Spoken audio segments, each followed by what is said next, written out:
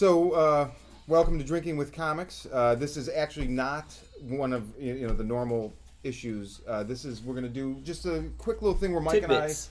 and I both talk tidbits. I like that. Tidbits. It's like that cracker. You can have it. Cheese tidbits. If we can use it. Okay. Ritz Bits. Ritz bits, tidbits. Yeah. So I want to talk about a book right now that I kind of picked up the first issue on a lark, and I've been reading it. 3 sealed the deal. 4 just came out. Blew my mind. Just highest possible recommendation. This is James Tynion and Michael. I'm not going to say his name right, and I just Dialysis. It's not Michael Dialysis. Dialysis. But they're doing a book called The Woods for Boom Studios, and it's really awesome. Just really quick, there's a horror element to it. It's a high school, Michigan, I think, and it just disappears and reappears with everybody in it. So it's like faculty, students, and whatnot, in the middle of the woods, but on a different planet. The stars in the sky aren't the same. The creatures in the forest aren't what you would see in any earthbound forest. And the thing about the book that really works, the horror elements are great. Like as they kind of get into it, and some of them strike out to kind of figure out where they are and what's going on, and you encounter some of the predatory species in the woods. But the thing that I really liked about it is it's way more about. I mean, there's the mystery of where they are, and why they're there, who brought them there. But the other thing is the social structure of the high school. It's like, everybody knows in high school there's a social structure, there's a caste system, and it's kind of a microcosm of, the real world. They play it out so well where, the student body sees that the adults aren't handling this well, so they want to wrest control of the situation because they feel like, we can do better than the adults.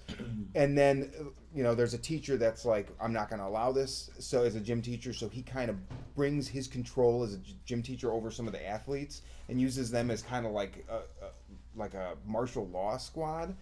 And it's a really, really good book. I don't know anything else these two gentlemen have done. I believe James Tynion has done some Batman work recently. Who did Luther Strode? Is that? I sound like a novice tonight. It's not. It's somebody else. Luther Strode not James Tynion. I can't think of their names, but the writer writes. There's another book that just came out, Spread, I think. Okay, yeah. And then the artist is the one that went to Ghost Rider, that Ghost Rider. But yeah, I mean, that's what Comic Book Database is for. We can, look that up at home, boys and girls. Our science officers will look that up here, see what else these guys did. And you should look it up too, because you might like some of his other stuff. I probably will. Well, you just sold this book to me. It's really good, man. It's really good. It's like Heathers meets Lost. Sounds like kind of. Yeah, I can see that. There's a Lost element, but Justin Jordan and Trad Moore. Thank you, Justin Jordan, who did Luther Strode, which is a great book as well. But 2 great miniseries. But okay, so that was mine. So, Mike, you want to do yours? Sure. I'm just riding high. I'm hooked on a feeling. Guardians of the Galaxy is my jam, my summer jam. Didn't quite break 100 million opening weekend like I'd hoped, but it did pretty well. 94, I think. Star-Lord, this is a new series from Marvel, starring legendary outlaw Star-Lord. Have you ever heard of him? I have now. Right? I had before, but I don't have the experience with the character you do. Well, there's the 70s Star-Lord that I love because he had Richard Hatch hair, nice big fluffy set, woman hanging off his legs, like happens to me when I try to walk down the street. So I really identified with the character. He was a really, like those old 70s comics, they're awesome, but they're also, the dialogue's a little crusty and stuff, which I love. And these are more sort of upbeat, fun, modern takes on the characters, like from the movie. And Scotty Young, we talked about Scotty Young's Rocket Raccoon, but yeah, these are great. If you saw Guardians of the Galaxy and you want to jump on board with a comic book that's related, I can't recommend either one of these high enough. Right. It was like I said. Now, the Guardians of the Galaxy in the 60s, 70s, 80s, and even through the 90s is an entirely different team from what you see in the movie. That team was sort of put together in 2000 8. Which is Dan Abnett and Andy Lanning. Right? Yeah, so yeah. It's collected. I don't know what the actual name of that book, like the It's art is.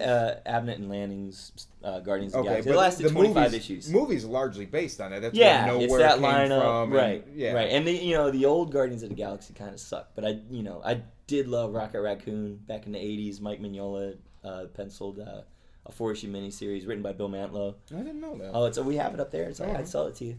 And Star-Lord, he never quite got it together to have even as much of a 5-issue series. It was, 1 issue here, a Marvel premiere, and then he would be in like a magazine. And I mean, some of those, they're just amazing. They just collected them. I sold out of it, but they just put them all in one big book.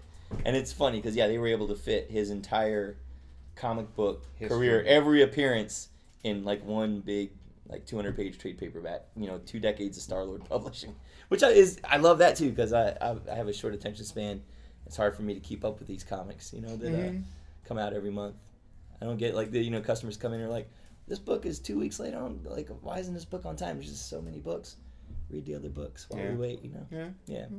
So that's it. That's my love letter. All right, cool. To Star-Lord. Well, we're gonna be back in a few days with another issue. So keep drinking, keep reading comics, and we will see you soon. Subscribe. Subscribe, yes. Subscribe. Actually, when you string them a comic, prescribe to us. That's what you should do.